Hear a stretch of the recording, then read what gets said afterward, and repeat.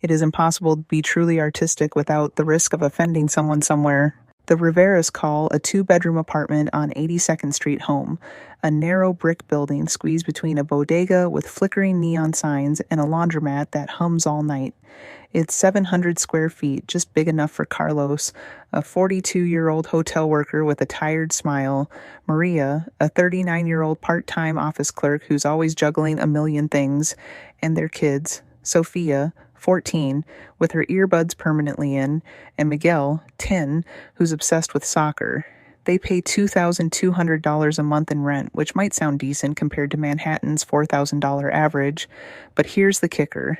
With a household income of about $65,000 a year, Carlos pulling long shifts at a midtown hotel, Maria piecing together hours at a law firm, that rent eats up over 40% of what they bring home.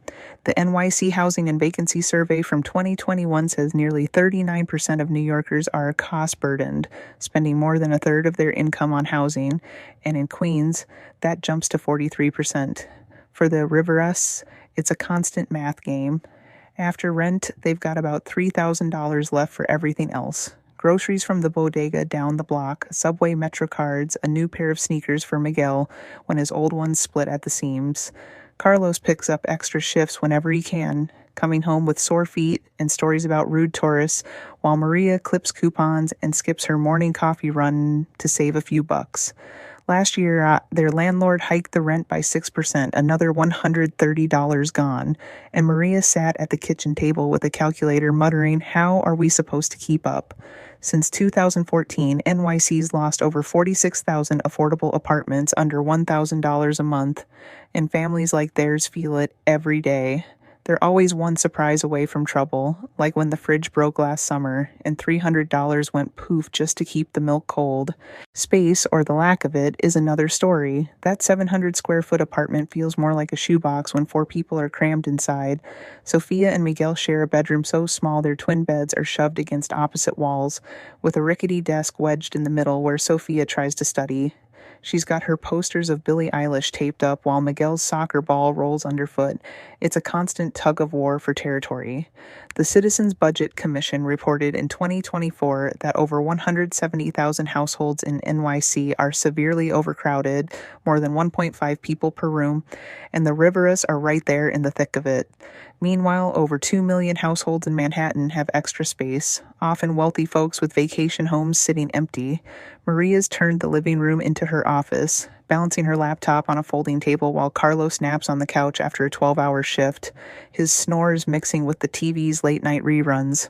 Dinner's a juggling act. Maria cooks a rose con pollo on a stove that's seen better days, the smell of rice and chicken wafting through the tiny space, while Sophia scrolls TikTok at the table and Miguel kicks his ball against the wall until someone yells, "Para, Miguel!" It's not just tight, it's a pressure cooker. Sophia's grades slipped last term. She can't focus with Miguel's noise, and Maria worries he's getting antsy with nowhere to burn off energy. "I wish we had a backyard," she sighs, stirring the pot, or even just a corner where we could breathe. Getting around's no picnic either. Carlos takes the 7 train from Jackson Heights to Midtown every day, 30 minutes if the stars align, 45 when it's rush hour, and the platform's a sea of elbows and backpacks.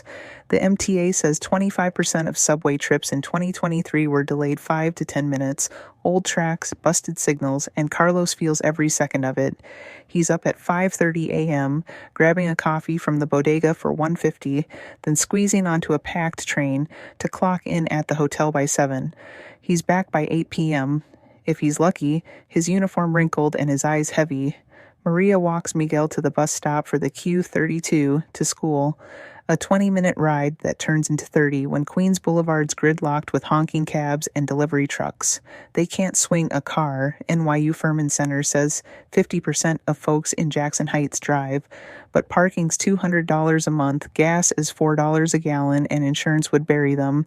So they lean on public transit, all 5.5 million daily riders of it, per the MTA, but it's a lifeline that's fraying at the edges. Last month, Carlos missed a shift because the 7 train stalled underground for an hour. His boss docked his pay, and they ate rice and beans for a week to make up for it. Sophia takes the subway to her high school in Manhattan, clutching her backpack on a crowded car, texting Maria, "Mom, I'm squished again." Maria just shakes her head. "That's the city, mija. It's always moving, but it's a grind that wears you thin." Health sneaks up on them too, quiet but persistent. Their apartment's got its quirks. Mold creeps up the bathroom walls every humid summer, turning the tiles black, and Maria's waged war on mice that dart across the kitchen floor, leaving droppings she sweeps up at midnight. The NYC housing survey says only 30% of unregulated rentals like theirs are free of maintenance headaches, compared to 38% of rent-controlled units. Sophia's got mild asthma, her inhaler a constant in her pocket, triggered by the dusty air and exhaust from Queens Boulevard right outside. The NYC Environment and Health Data Portal shows asthma hospitalizations in areas like this are 6 times higher than in richer, whiter neighborhoods. Sophia's cough gets worse when the windows are open, but it's too hot to keep them shut. Carlos's back aches from years of hauling luggage at the hotel, a dull throb he ignores because a doctor's visit means a $40 copay and a missed shift. Maria scrubs the mold with bleach, the sharp smell stinging her nose, but the noise from traffic, horns blaring, sirens screaming, keeps them up at night. "I haven't slept right in years," Carlos grumbles, rubbing his eyes over breakfast. It's not just a house. It's a health hazard they can't escape. And then there's the neighborhood itself, changing faster than they can keep up. Jackson Heights isn't the same place it was a decade ago, where there used to be a $2 taco stand. Now there's a cafe with $5 lattes and avocado toast. New condos tower over the old brick buildings, selling for $650,000, up from $400,000 in 2010, says NYU Furman Center. It's gentrification creeping in. 71 NYC neighborhoods flipped from low to high income between 1990 and 2016 per the Urban Displacement Project, and Queens is a hot spot. Their neighbors, the Lopez family, got priced out last year. Rent jumped from $1,800 to $2,500, and they're now an hour away in Far Rockaway. Their kids switching schools mid-year. Carlos and Maria know they're on borrowed time. If their landlord raises the rent another $300, they're looking at the Bronx or Staten Island, further from Carlos's job, further from Sophia's high school, where she's finally hitting her stride in math. The CBCNY says 36 to 45-year-olds like them are leaving NYC in droves. 36% of low-income renters face displacement risk, and every lease renewal feels like a gamble. "I don't want to uproot them," Maria whispers to Carlos one night, staring at the ceiling. "But what choice do we have?" Life near the heart of NYC isn't all struggle, though. It's got its heartbeat, too.